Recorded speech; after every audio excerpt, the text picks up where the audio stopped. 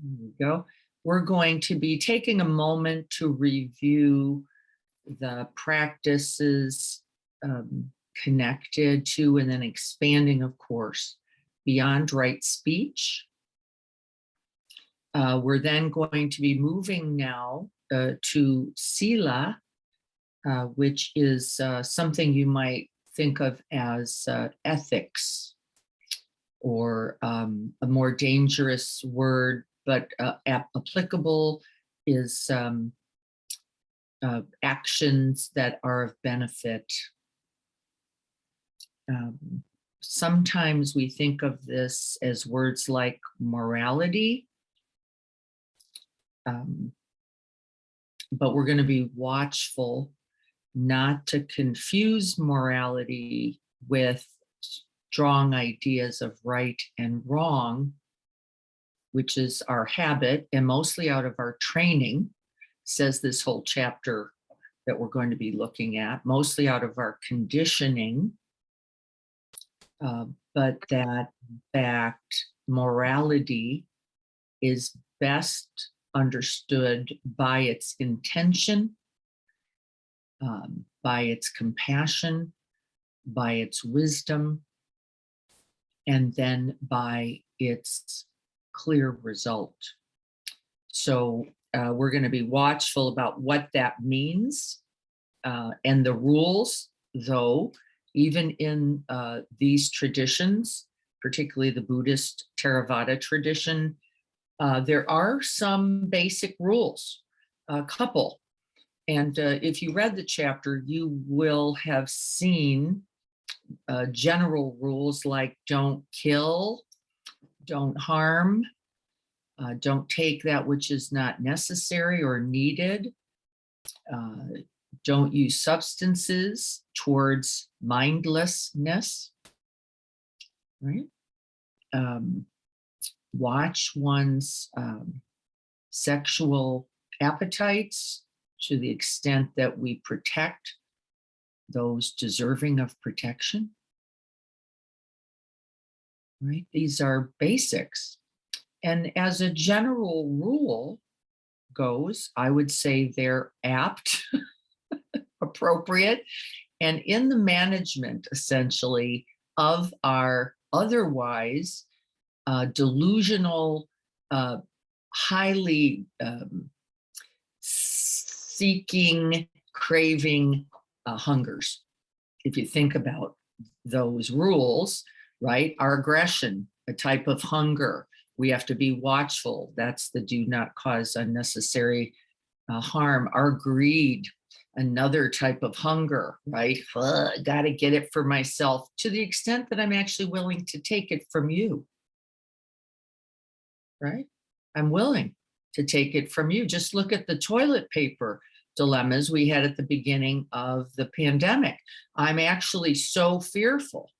I am so in ignorance. I am now so activated into fear that greed arises. That's the way it gets there, folks. It doesn't come out of being a bad person. That I'm willing to take it all, right? All of it. Not just enough for the family, not enough for a few weeks, but I've got to have it all. And we saw the other hungers, didn't we, that led to aggressions, hoarding, a politic arose, you know, those people who take all the toilet paper. And so that's just one example of why those basics are really all drawn towards a quality of mind. Those are actions, but the Buddha by himself does not spend so much time going, you should do this and you shouldn't do that. And if you did this, that'd be better. Don't do that thing. Really what he continues to talk about, and we'll see it again and again in this chapter, is that each thought, both collectively and individually, we're going to notice in this chapter, he spends a lot of time saying each is interdependent. Our societal ethics and morals translate down, our internal morals led by thoughts, words, and deeds impact the society, so that we cannot say at any time, I am not a part of this. Can we? Just based on that one small formula. We can't say, and I cannot say, I am not a part of this. In both directions, then, that which is compassionate, that which is kind, that which is loving, is not separate from you, right? Not only as an individual, but in your relationships and then in our world. And what is also true, this is where right action begins, our practice. What is also unwholesome, what is also unskillful, what is also tainted by greed, hatred, and delusion in this world, and then in our society, and then in our families, and then in our relationships, in our sangha, and then in ourselves. We are neither separate from this, right? Isn't it true? And don't we all go, but they, prejudice over there, right? Their prejudice, not mine. Remember, I am not separated from this. That which exists, I am a contributor to its existence, or I am working directly towards its end. The Buddha is very strong on this, by the way. It's not middle of the road. I am either contributing to the benefit, or I am not contributing to the benefit, right? It's like, there's a day where probably I'm more aware of my prejudice than another day. Well, in that moment, at that time, with those thoughts and that actions, I am or I am not. So we're going to get out of that the middle path that is frequently essential component of these Buddhist teachings is not that middle here. It's sort of like, yeah, these are, again, not as an action specifically, but as a quality of heart and mind, recognizing the realities of conditioning. We're going to look at this a little bit today in the practice. I yet do not know quite how that we get in there right first, and then we see how it goes. I'm just going to take a quick look in chat just to see. Yes, it is mindful presence in everything we do. That's the point of this noble eightfold path. We could say all the time awake, eightfold path, or all the time awake in every moment, right? And it would all be the same. The eight are divided as we're looking just for teaching and clarity. And yes, one interacts so completely with the other. One of the things I laugh a lot about is that Pema Chodron, who I've listened to around these teachings as well, always says, I can never remember them, but I usually know when I'm doing them and when I'm not. Isn't that fabulous? I don't exactly remember the names. Okay, who cares? But I kind of have figured out when I'm on the side of wholesome, when I'm on the side of mindful, when I'm on the side of wholesome, wholehearted speech, when I'm on the side of right intention, and when I'm not. And I would say that might be the whole path, and not the names. We'll have a little fun with those today too. But right, isn't it correct? Yes, Tanya, good morning to you as well. That's enough of the review. This is the summary of that chapter, just for those of you who haven't yet had an opportunity. It won't matter. The readings are beautiful, by the way. Gregory's an amazing writer, and sometimes complex. In a way, I think that we also want to take that beautiful and elegant perspective and translate it, don't we, into everyday, simple, I think simpler, better, inquiries, and then actions. I think we want to translate this. And today with Sila, I think we're going to take a little look for ourselves at what were the factors, what are the causes of our last unwholesome, unskillful, unmindful action. What's in there? And we're going to see if we can investigate that this morning. Take a last sip, if you would, of your water, your tea. Let's get ready to sit. I'm not going to take the time to read the half of the Holy Life right now. Let's just practice.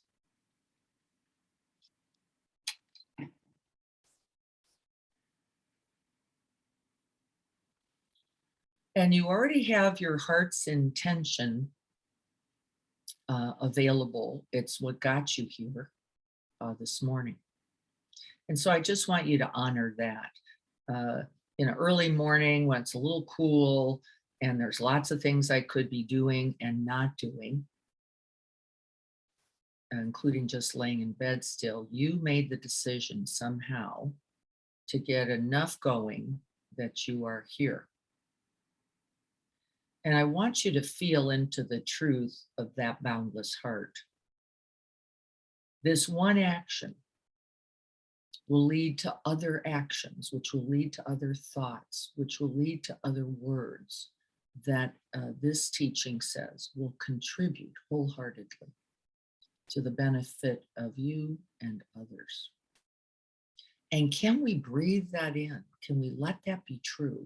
You have already changed the course of your own day, of the day of others, and of the world by that one decision. And congratulations and thank you to you.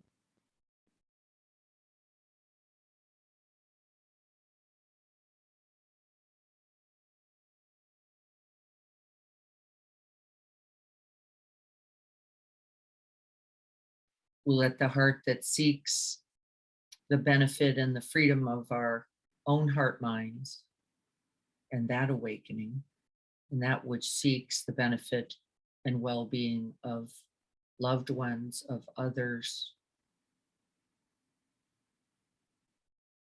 of those in the Ukraine, of those dissidents in Russia who, like we have been caught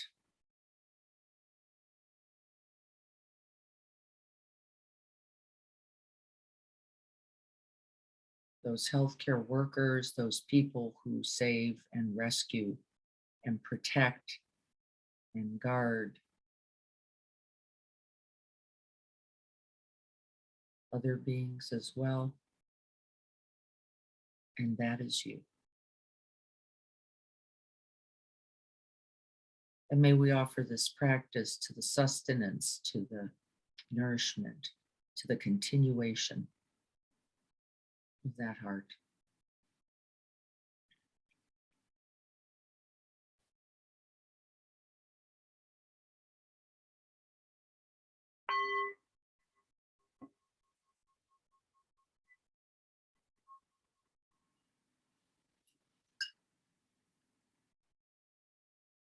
And just letting that heart vibration ring out through the body. You might choose to breathe in and out from that good heart. And it is, I would suppose, something I want you most to remember. In all of the inquiry of morals, of consciousness, I most want you to remember the truth of your own good heart.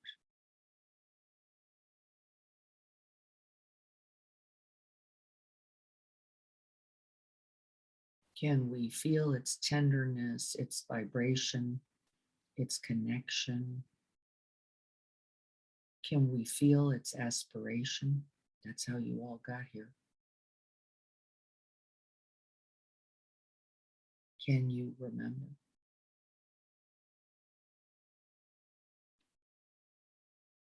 And for me, one of the most dangerous thoughts I have is when I forget,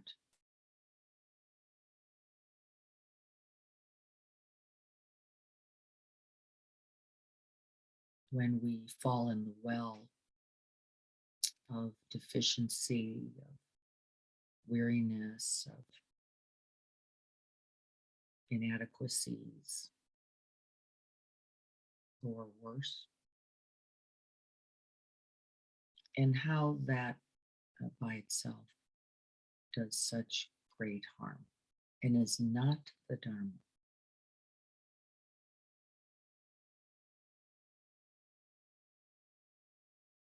And I want you to breathe in that energy.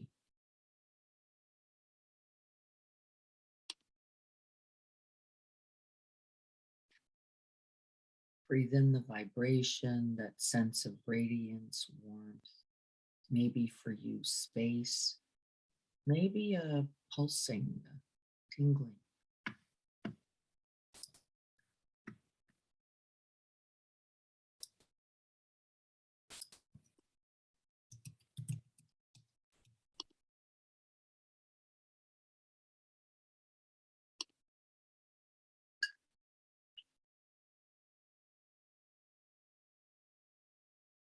And we're going to rest the attention there, grounding in that wholesome, that good, that tender, that loving heart's aspiration.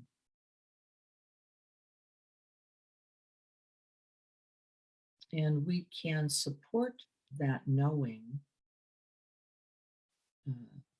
of the goodness of us by recollecting moments of kindness.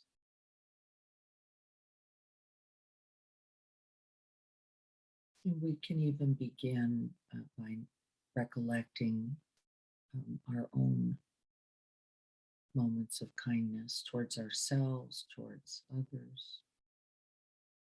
Maybe this is something you've recently contributed, an act, a feeling. I just had a friend, Rotarian, die, and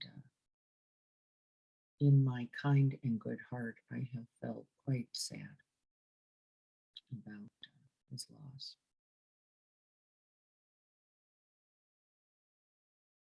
And that's also a kindness, an honoring of the value and of the goodness of another. So I want you to be watchful as our tendencies are to look for the big moments. And I'd rather you look at all the small ones. You're getting here. You're smiling at the screen and at the others as you see their name. You're offering a morning greeting, the feeling of your own heart as you sit in these ancient traditions in this Sangha. Let that be enough.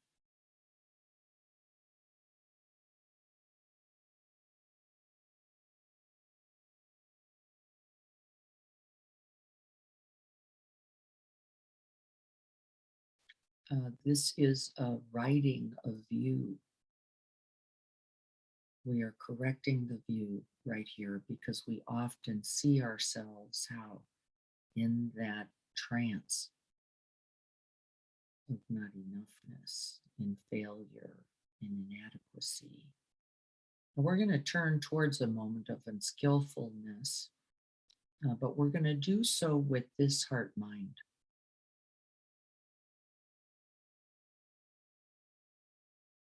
And so we have to bask and immerse and infuse, don't we, ourselves in that knowing. And so if you feel anything at all, that's likely that good heart. And if you're thinking, that's probably not.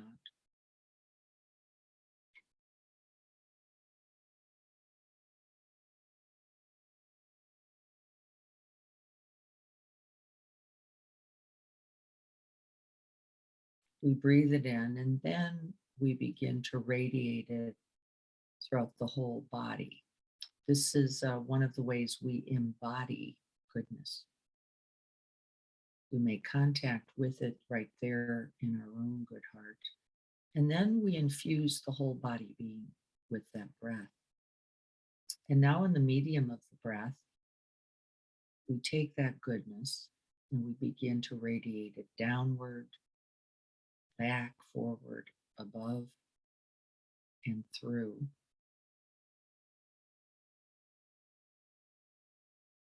It's like turning on the good light.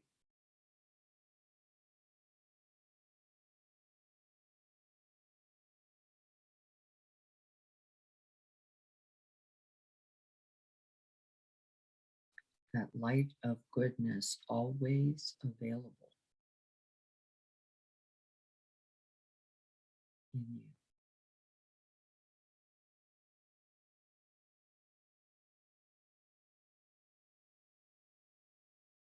So we begin our inquiry of ethics, of right action, wholehearted action, skillful action, beneficial action, mindful action. We begin it by remembering all those moments of right action, kind, caring, generous, patient, trusting, non clinging, non gripping.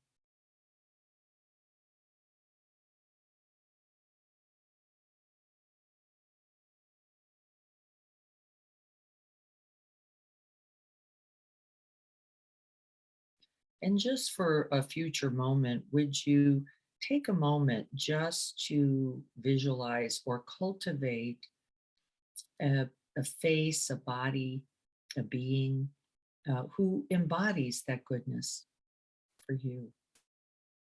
We're going to use this later. I'd just like you to create that image and get that felt sense. For some, it's a relative person who we've had a direct experience with the truth of this wholehearted goodness.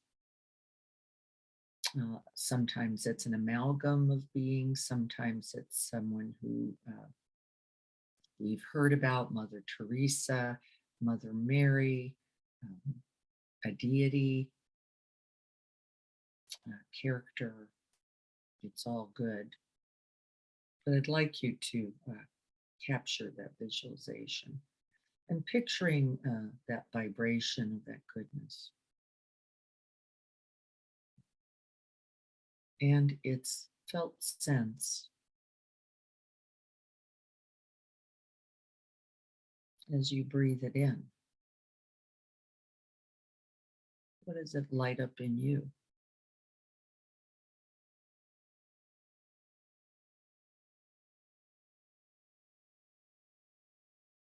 Is there a warmth, a tingling, a spaciousness? Breathe it in. A smile.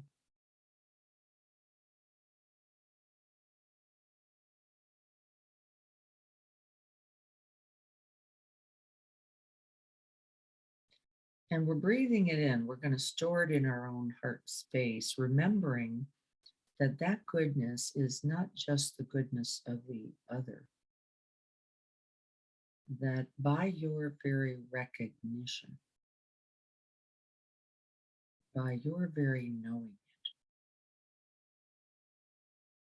it, it is also the goodness of you.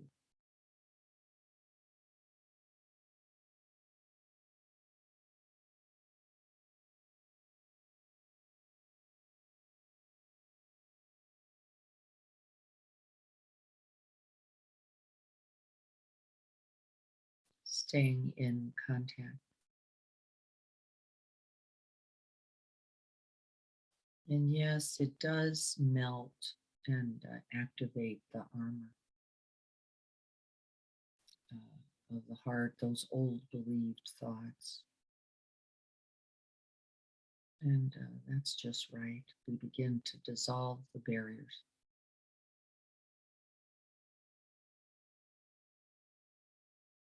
One breath at a time.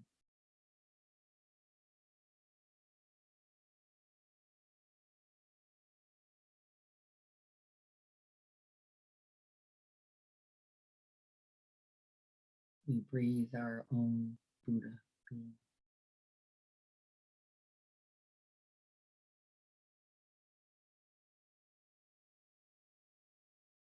Remembering that it is not separate from the Buddha being of the other, of the partner, of the family, of the tribe, of the right, as it expands and expands.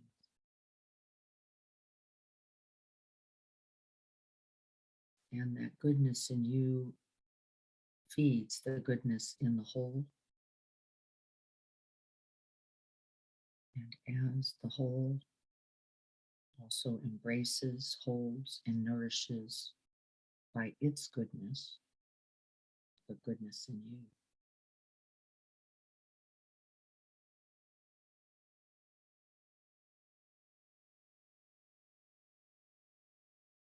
We are breathing in goodness and we're breathing it out.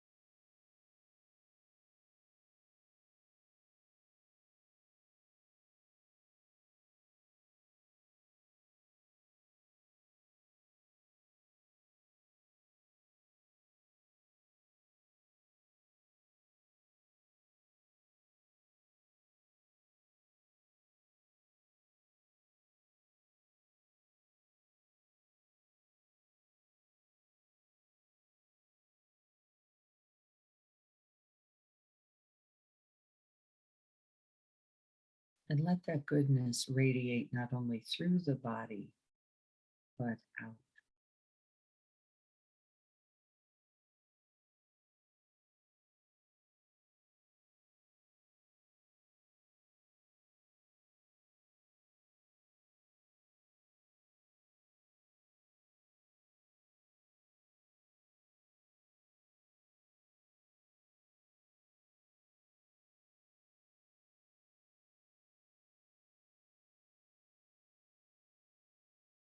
Non harming,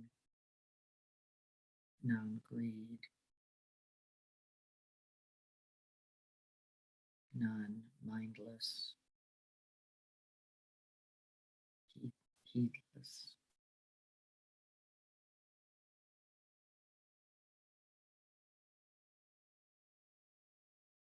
These are some of the words. Not intoxicated by greed, hatred, or delusion.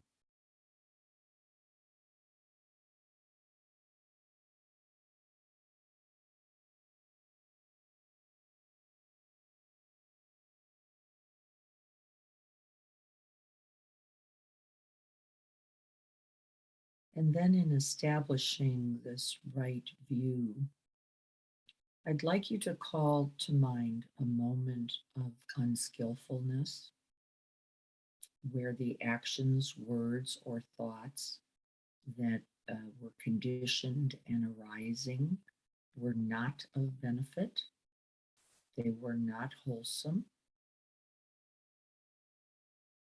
they were not kind, loving, compassionate, or wise. Remember, the Buddha uses the non language rather than what you must be, because that non impacts the quality of mind. If we are non harming, then the truth is in thought, we will not be aggressive in speech or in action. So, calling that moment to mind, I'm going to go just right to yesterday. I don't have to go very far. And recollecting a moment of communication. I'm just going to use that one. You might have been an actual action. It might have been harming by action, word, or thought.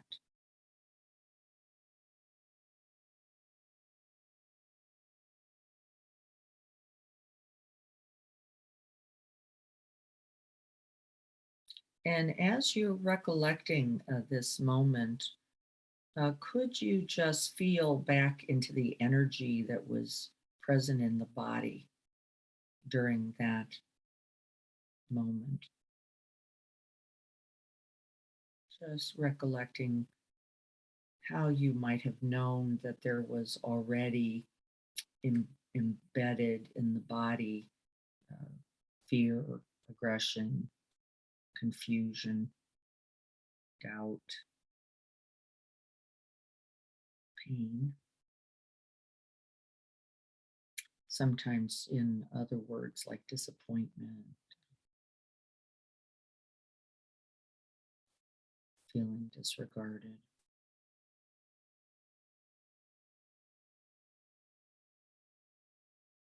Recollecting this moment, I'm picturing myself sitting in an area of our home and picturing the kind of scene around me just so I can make most direct contact with the physical felt sense to the extent that you can. And I can tell that there's an agitation, there's distress in me. I can feel a contractedness in the heart space because I'm feeling unsafe.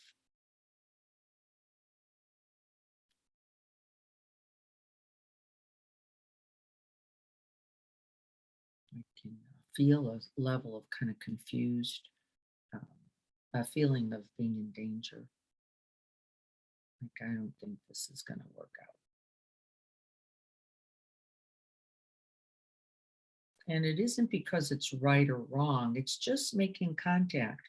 And of course, we already know that in every moment of reactivity, every moment of aggression is fed by delusion.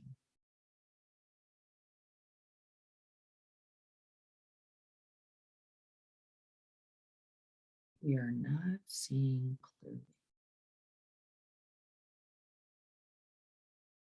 Maybe um, uh, one of the things I notice happens for me is that I do see something clearly, but I don't see it in its wholeness. I'm just looking at that one part and forgetting that interconnectedness, interbeing wholeness of all things. We'll talk about that later. And just recollecting, what was the experience for you? What was it you were wanting or needing? What were you hoping for? Did you have some expectations? What biases, what preferences, what belief thoughts were you bringing to this that actually contributed to the unskillfulness? Can you make contact with any thoughts, any beliefs?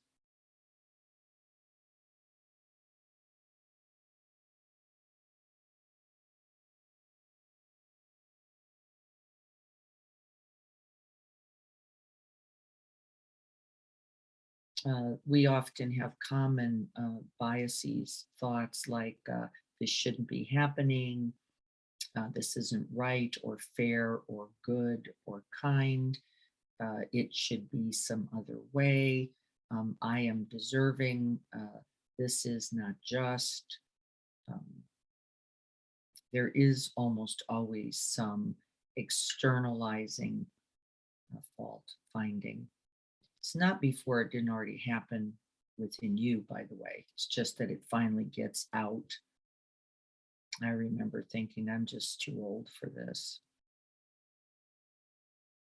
But that must not be true because there it is.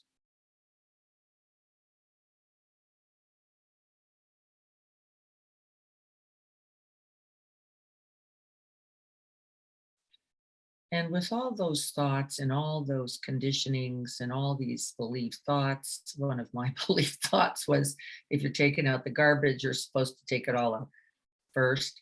I'm laughing, of course, about this now, but there is some conditioning for that in there, and I can also be honoring of that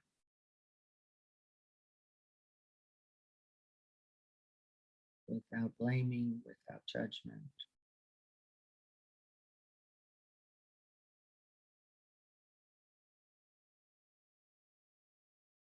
And what was it you were really wanting or needing? Because usually that's wholesome. The genuine wish is almost always wholesome. I wanted collaboration or connection or to be a moment of patience. Um, and just see if you can make contact with that goodness. What was really wanted or needed by that good heart.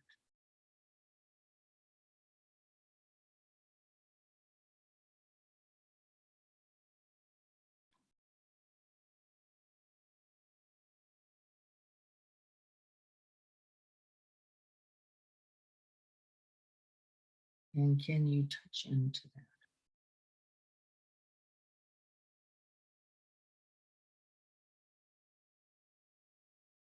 and let it be held? No matter how it went, no matter the unskillfulness, the truth is that uh, something came in to obstruct that good heart and actually contribute to wrong view, confused view, delusion, not seeing clearly. And from not seeing clearly, we cultivate the wrong understanding, the wrong intentions.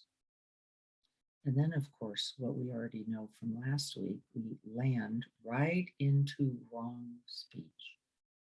It is harsh, it is unkind, it is excessive, it is pain itself, whatever that's.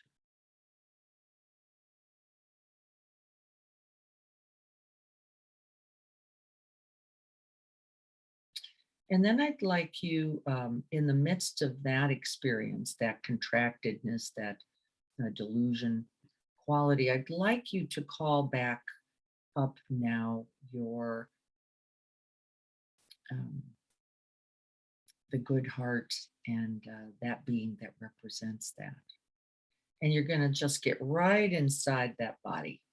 You're going to put on that skin suit, that costume, whatever that is for you. You're going to just jump right into that being, remembering that you are not separate. And you're going to replay that moment. You're going to replay that moment. And you're going to offer now, as if it were live, a wholesome, skillful, kind, gentle, timely offering.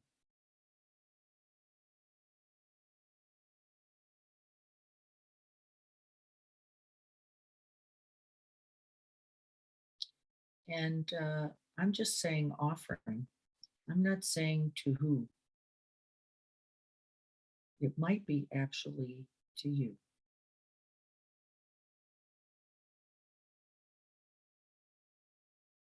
And in that, often I notice I remember my own wholeness, my own wholesomeness, my own goodness, and then I can offer it to another.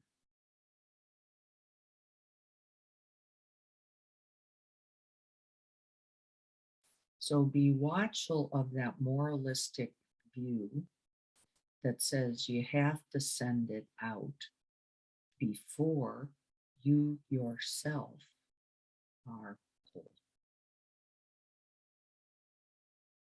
Because actually, it's not possible.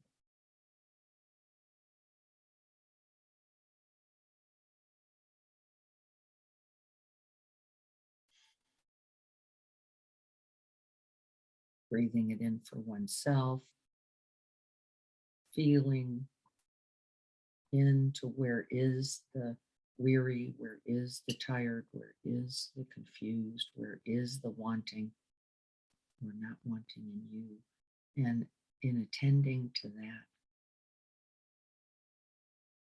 filling, fueling, nourishing,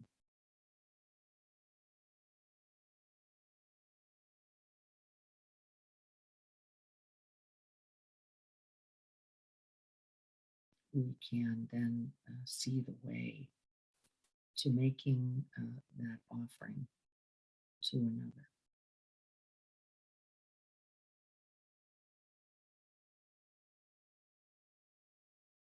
When I am not in deficiency, I do not see deficiency in the other.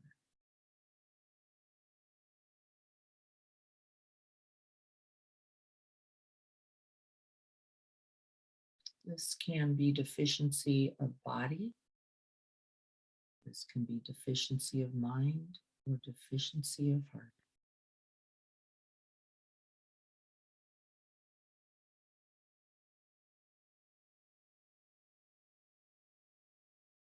And in making the offering, see how it feels now.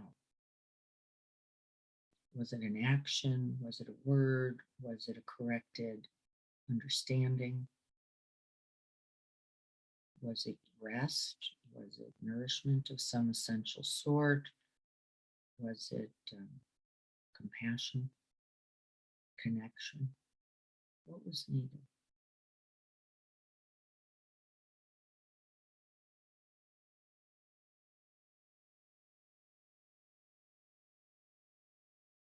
And then I'd like you to think about how will that goodness grow?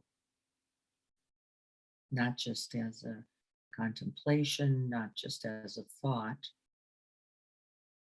How can it grow?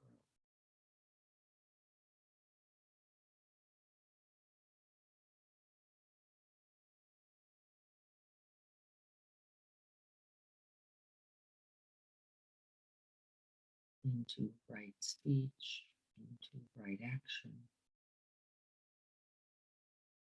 or not action.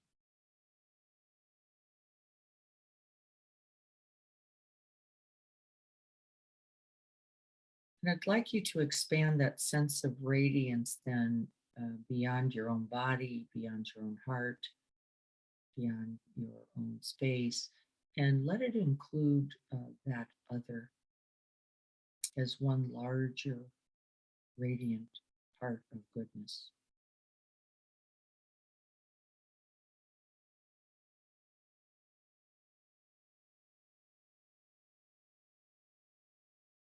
The relational goodness. And then we can let that goodness radiate out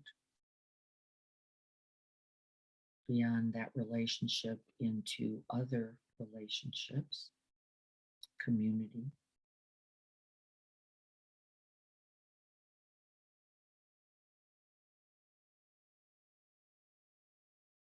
those here, those in other places. Let it radiate out until it is one radiant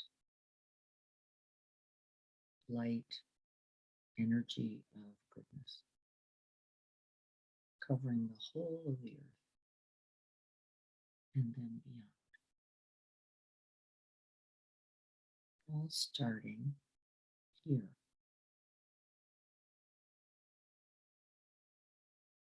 With you.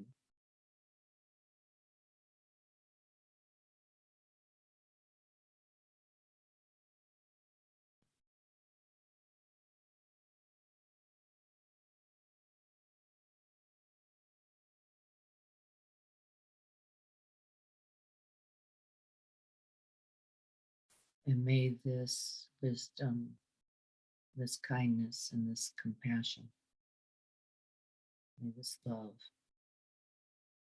may this sila, this goodness, radiate forever.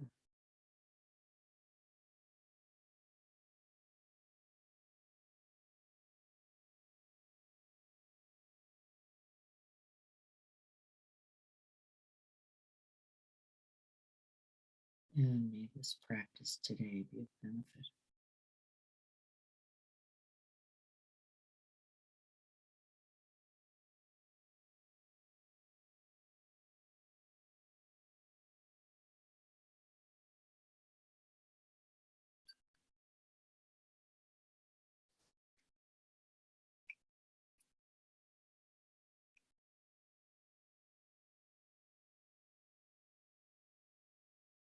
So be it.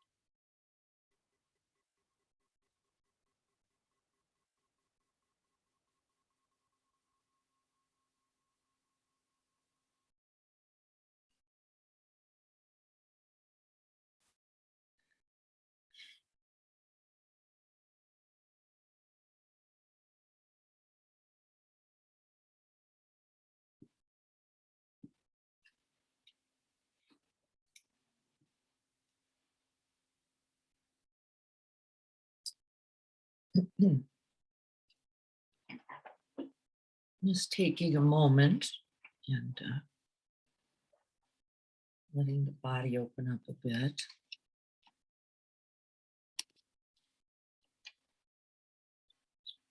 Those are somewhat familiar practices. We've done those together at other times or just a little bit back. I wanted to stay in a more felt visual sense today, so you might have noticed that. I'm going to go down for a minute and just check our chat, make sure we're all okay. Yes, you're welcome to everyone, and blessings to all those who are both here and who have had to sign out. I want to go all the way back for a moment then to this week's practice. I want to check in on that because I think that will help us as we go forward into right action. Because, of course, right speech, wholehearted speech, fits really beautifully into that as well, one into the other, of course. And so I'm just wondering, we had a practice of making some offerings of phrases. Um, Thank you. I love you. I'm sorry. Please forgive me. I forgive you. Of course, there's no real limit. We do understand the offering of the heart there. And I'm wondering if there's anything anybody wants to report about that, anything to share, anything you noticed about yourself or about others as you were engaging in that practice in the last week. You can come on or click on chat, whichever.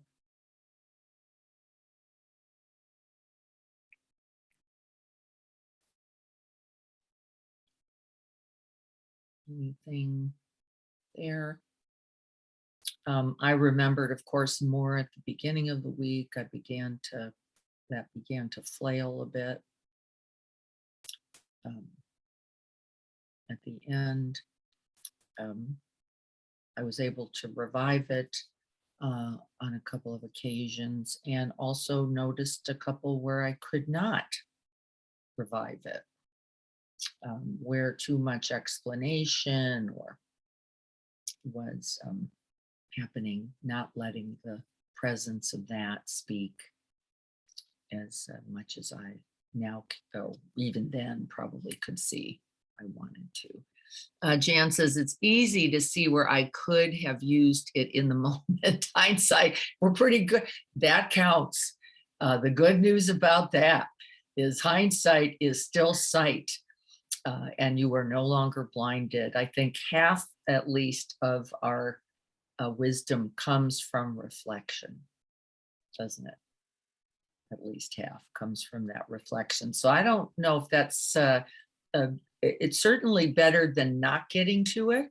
And it is certainly better to see, oh, there I could have, than not to see it at all. And we do understand that as a wisdom factor. We absolutely understand, even when the train still went off the cliff. We do understand that, wait a minute, I could have applied the brakes back there. I could have not come up to the thing so quickly. I could have checked in on myself a little more before. That is wisdom. And so use those reflections. Use those reflections to go, okay, with this sight, with this clear seeing, even now, how do I go forward? Ultimately, what altered? We are not the same. The minute we have the insight, we are ultimately changed. And again, it doesn't mean it doesn't take continuous, regular, right work. It does mean that it still counts. So I want everybody to know that. I think we have a tendency also to recollect our moments of challenge, difficulty, inadequacy much more so than we do our successful moments, which is why, if we are going to be wholly mindful, we would want to see both. We would want to see the moments where I was skillful, where I did offer the thank you, where I did say I'm sorry, right? And that we have to hold it in its wholeness as well. Otherwise, we can tip over a little too easily into what? Arrogance on the I'm so great side, and really self-loathing, self-judgment, self-hatred, and harm to oneself on the other. So it's this balance, recognizing both when, what factors were present when I was able to make the offering of I'm sorry, I love you, thank you, I forgive you, or please forgive me. What was really those qualities? It is from a place, isn't it always, of wholeness? Hey, Di, I'll play with you a little bit. Thank you. Yeah, it was interesting is I made kind of the conscious effort to say thank you in situations that I might not have really felt it. But Yep, actually, just by saying yes. it, I found myself to kind of land in a place of more gratitude, to where then I actually did. And I'm guessing that's kind of the point of the exercise, just the power of the word to kind of change, the way we actually present. Yes. But it was mostly thank you. I didn't have too many opportunities to say I love you this week, but I kind of stuck with that one. And I think one is fabulous, Chris. And thank you, because what you just said, I think, is so important, which is the power of the word to impact the heart mind is as great as the heart mind's capacity to impact the word. Yes. So thank you for that, because I think we often mistake, it's like, I have to just be 100% in gratitude to say thank you. And I know that's not true, that in fact, my practicing saying thank you will also actually nourish the heart mind of gratitude in me so that they nourish each other. Did anybody else get that sense? Yes, of course you did. I was practicing I'm sorry a little bit. And by the way, that's not hard for me. I don't think that part was the part, but really to feel that, like, I don't want to cause this harm. I recognize that harm has been caused. I do not have that aspiration. I want the other to know that I recognize that and am in some kind of atonement for that. And I would say generally, I think it did matter. So, good morning.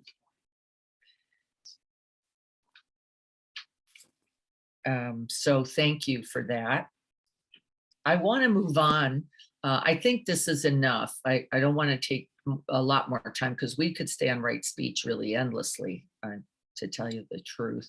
I'd like us to go then to the chapter. I'm going to see if I can't pull that up here and get it up for you guys. When I lose, there it is. Let's see if we can get to share screen. So I'm going to check in on this, see if you can see it. Is there anybody there? I've gone into a line, so I can't see Denise anymore. I see it. Great, thank you. So let's take a look at this together. I don't want to spend a lot of time again. I'm just going to go back. I clicked, I think, an extra time or two. Nope, it's not that away. Go forward and see if I can find. I'm not where I plan to be, folks. I apologize. This is very strange. I must be in the wrong direction. It's set me incorrectly. Let's see if we can't find. There we go. We're getting closer. This is one of the from one of the suttas, and I just wanted to read it. I think it's actually relevant. Truth indeed is deathless speech, not harm creating, the opposite. That is the ancient Dharma. On truth, its study and practice both say are the peaceful firm. That to stand on. Whatever words the Buddha speaks, nirvana's safety to attain, bringing suffering to an end. Such words, they are the worthiest. Such words as these are the worthiest. Words that contribute to what? The end of stress, the end of suffering, the end of separation, the end of non-clinging. These are the worthiest. And of course, we know it to be true. If you think about the words for you that have had the most meaning, what words are those? Words that where someone said, I am here, I love you, I'm present, it's going to be okay, we're going to work it through together, I'm sorry. Yes, they are. And it's not big language, is it? It's those small sentences filled with the whole heart. This is what matters. I just wanted you to get that. I want to move on now to chapter 7, right action, Sama Kamanta.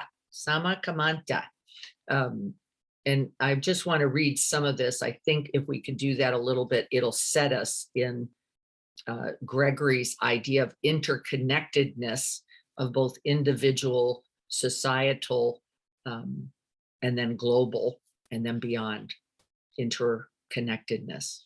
He writes here, it encompasses every action we take. Ugh, that's a lot.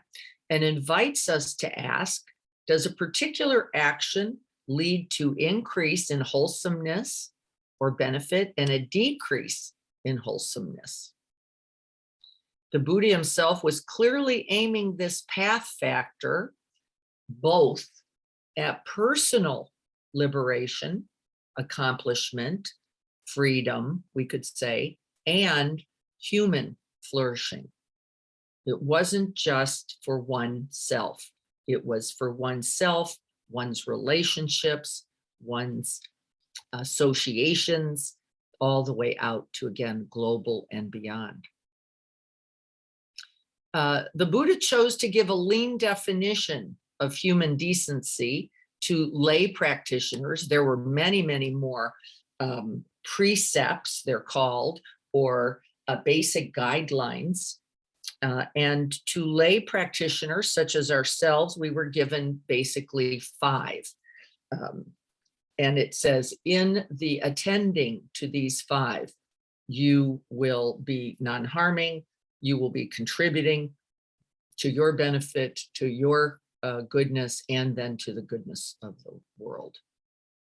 And so be sure to know that these are short and are always, almost always, as they are written in the Pali Canon, they are written in these non-harming words rather than be loving, because there's infinite ways to be loving.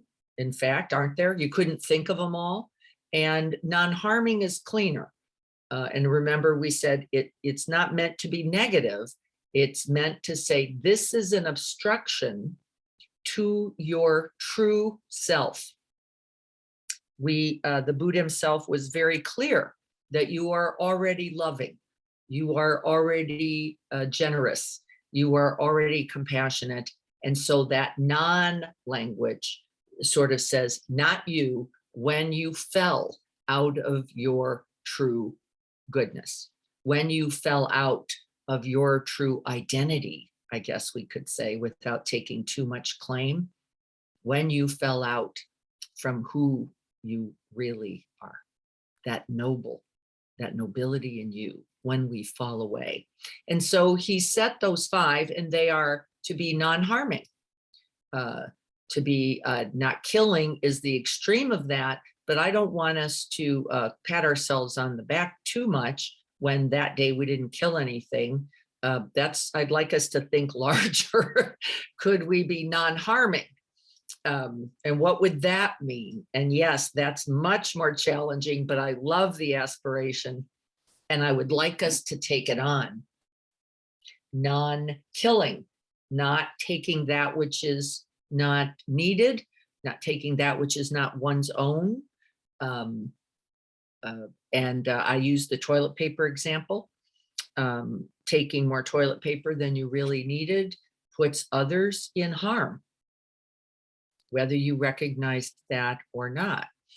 Engaging unwisely in sexual relations or intoxicants, these are the base. These are the base. From there, we are always working in discernment. Where's the line? Where am I across it? Where am I at? I don't know always either. I'm sometimes in inquiry, like, is this too far? I don't know. I'm on the edge of that. But our mindfulness supports us there.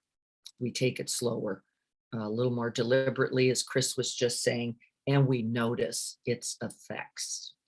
And we notice its effects. Beneficial actions always have, this is good news, folks, beneficial result. Always. Well, that's interesting, isn't it? Because you don't trust that, like I often have not.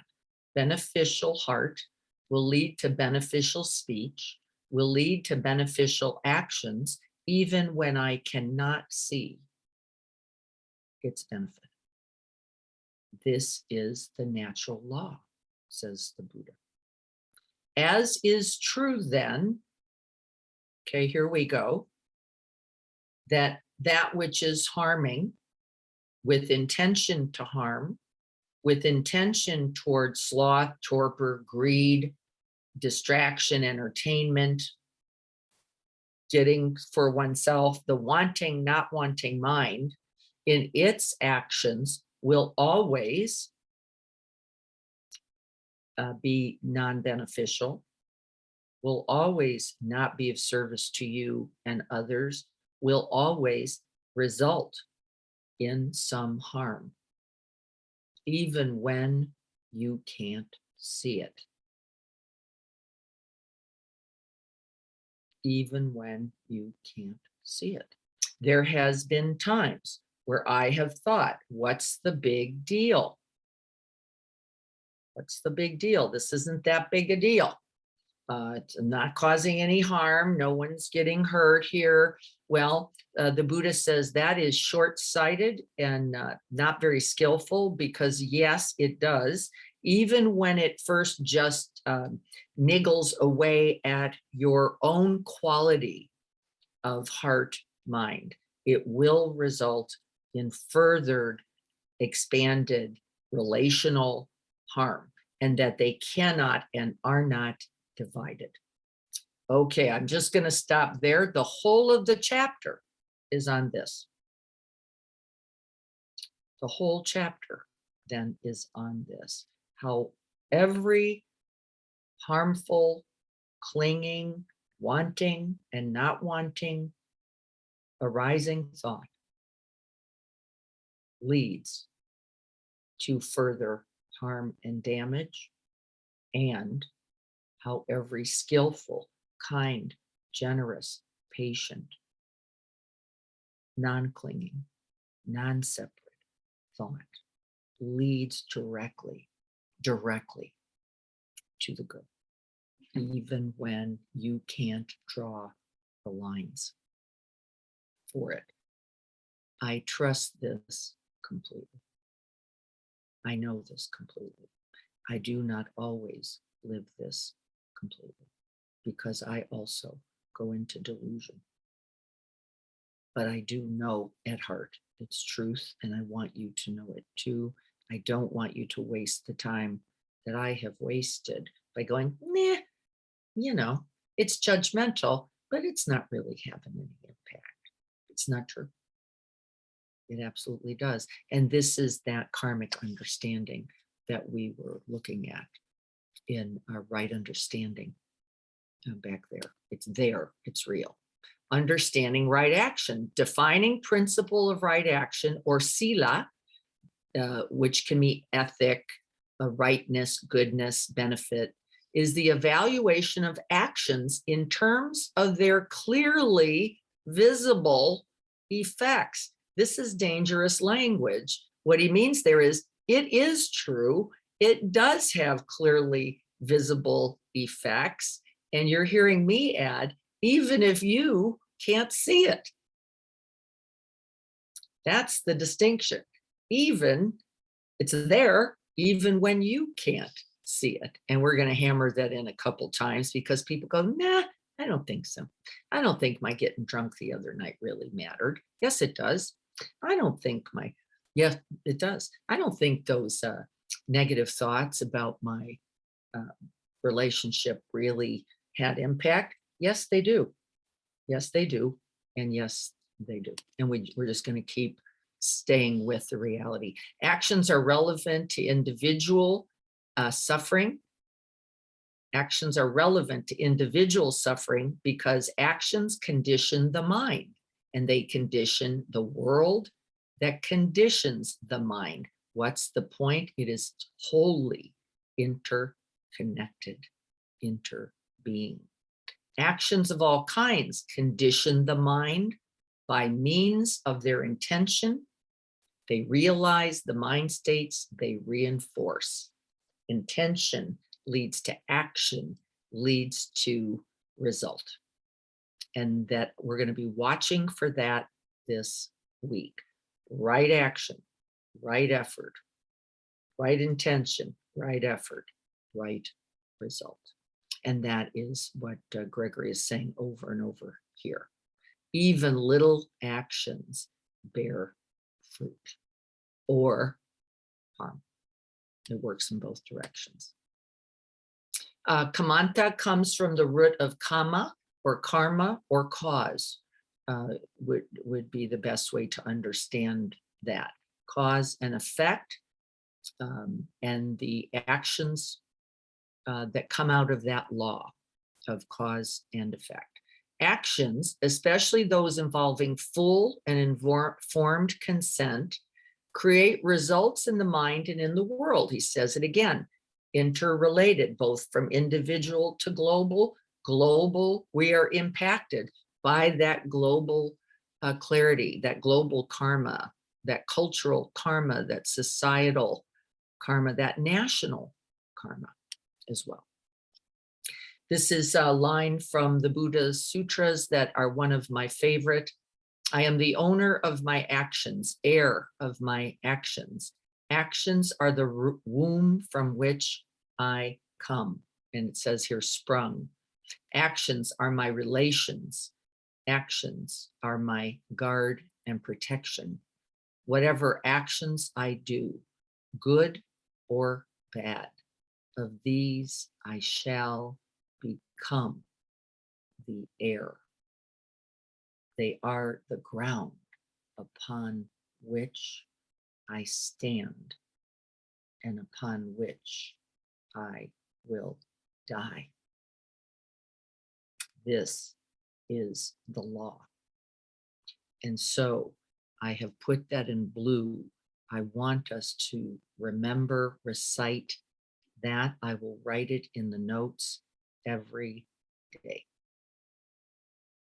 Every day.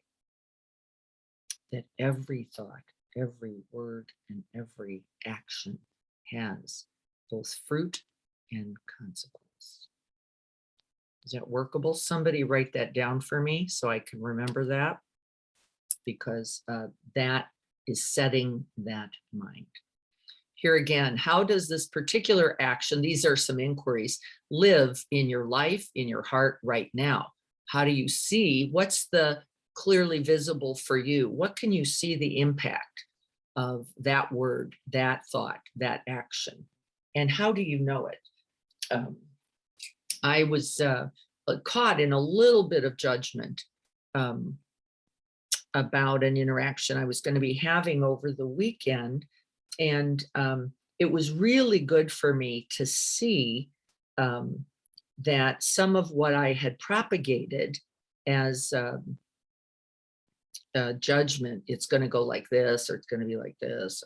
And in fact, I got to saying, I don't really want to go, was not true.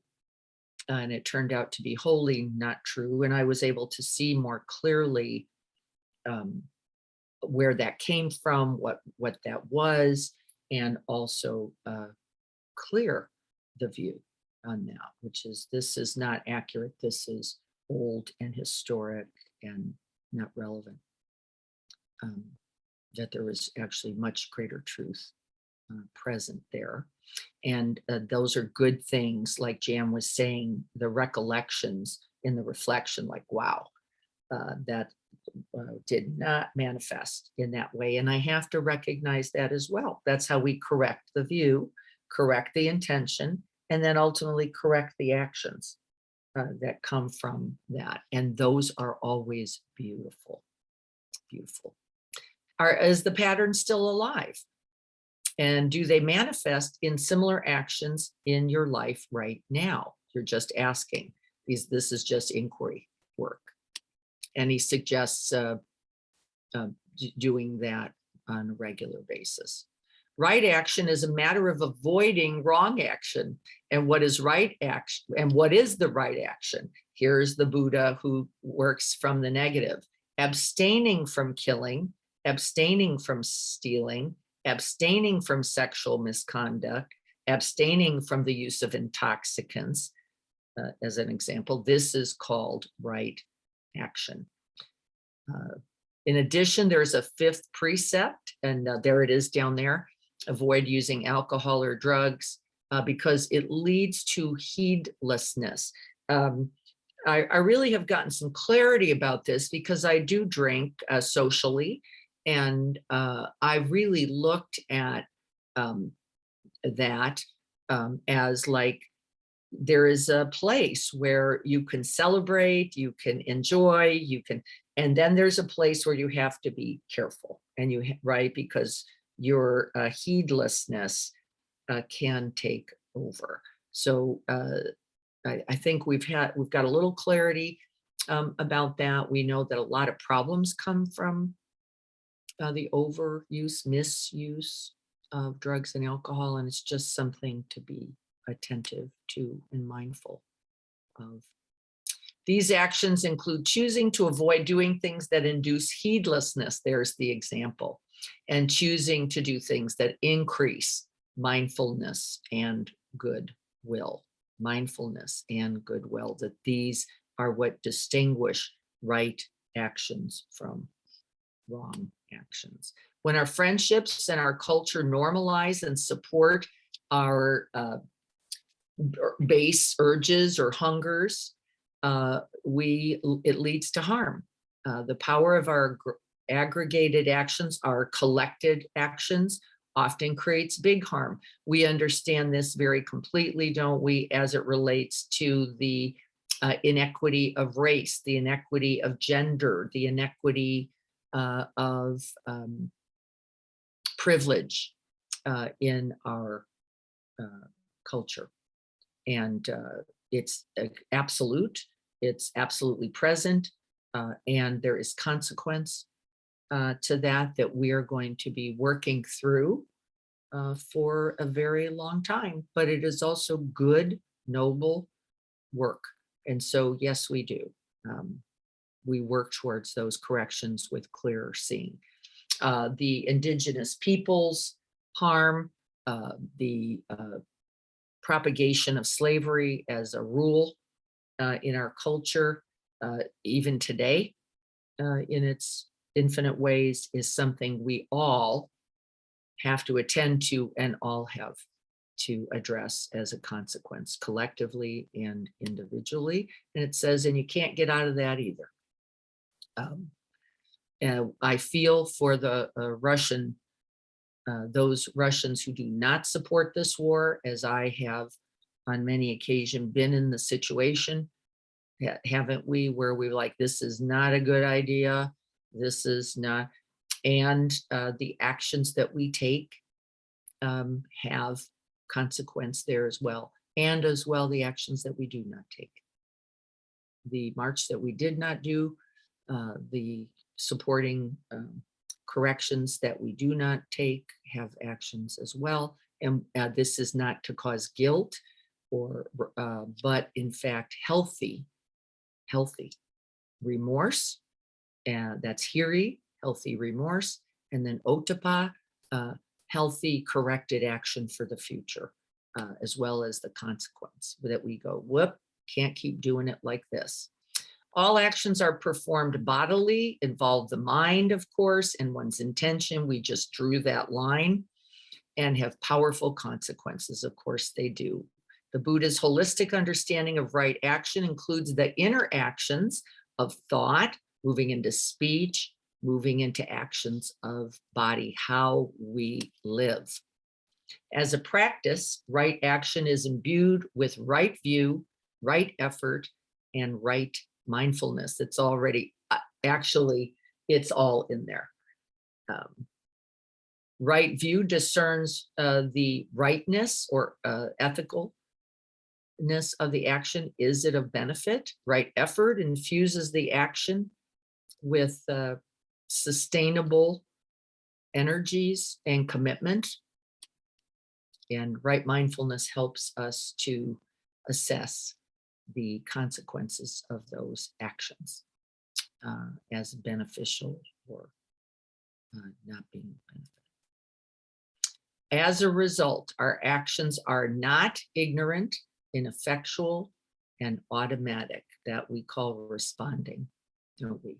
And in that responding, we are least likely to cause harm. We train the mind and it becomes naturally inclined towards non-harm and compassion. we did a little of this in the practice. All harmful actions are rooted in ignorance. And I think there we're going to stop. I will put this stop share. We're going to stop there for now, so that we can review for a few moments our homework. The homework is number one, can we recite, and I will include that, I'm heir to my actions, born of my actions. My actions all have consequence and fruit. The actions are that upon which I will stand, live, and die.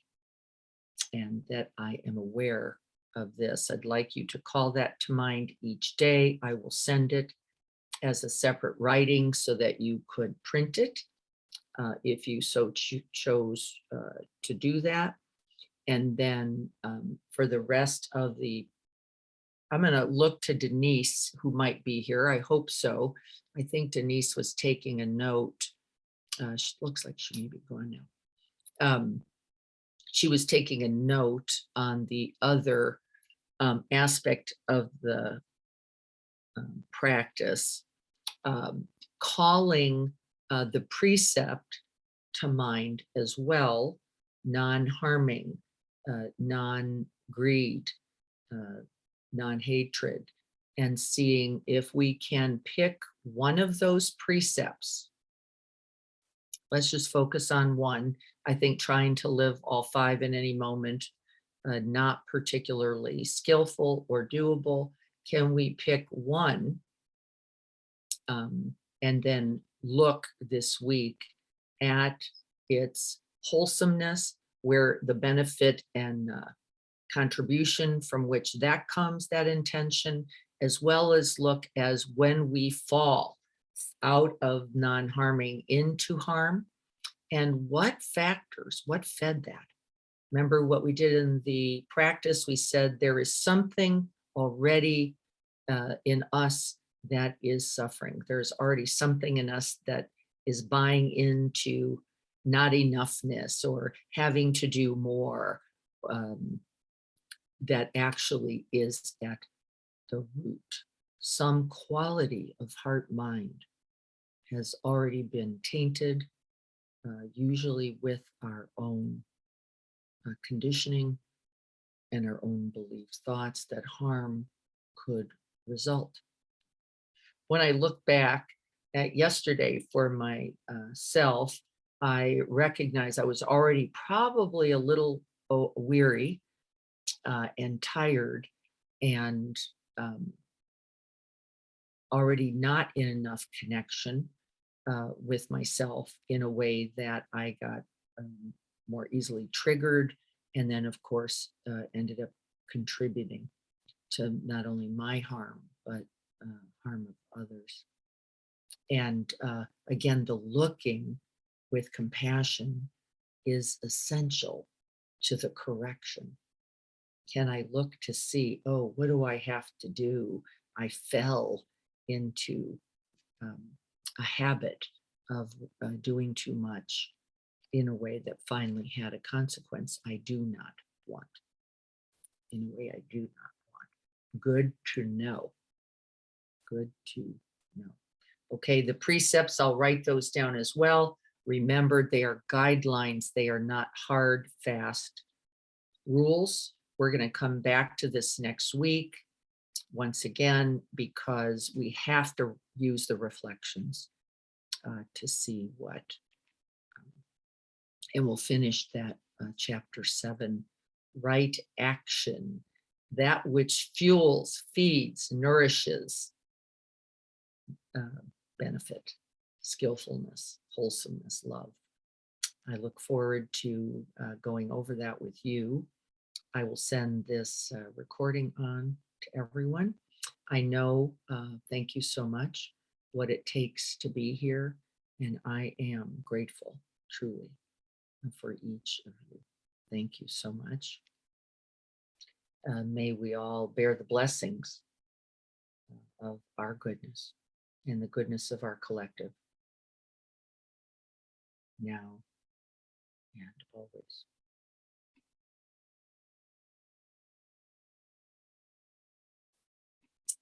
Thank you all. Thank you for being here. I'll look forward to practicing more right action, sila, ethic, the ethic of our practice that comes from our own good heart.